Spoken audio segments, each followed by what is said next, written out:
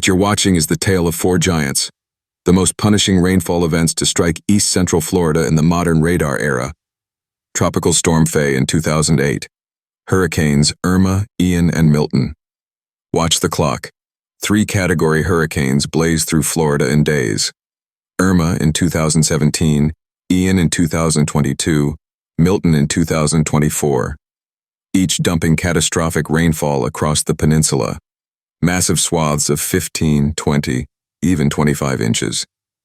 But then there's Faye. Faye was only a tropical storm, yet she refused to leave. She wandered across Florida, exited into the Atlantic, turned around, and came back for more. While the hurricanes replay on screen 2 and 3 times over, Faye is still going, still raining, day after day after day.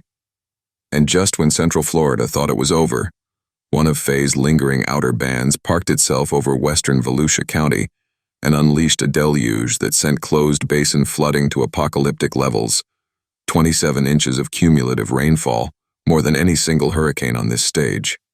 These are the behemoths. The Titans of East Central Florida rainfall. Part 2 is coming. Our complete record of every hurricane since 1995, including the highest 12, 18, and 24-month cumulative rainfall totals ever recorded in the region. Stay tuned.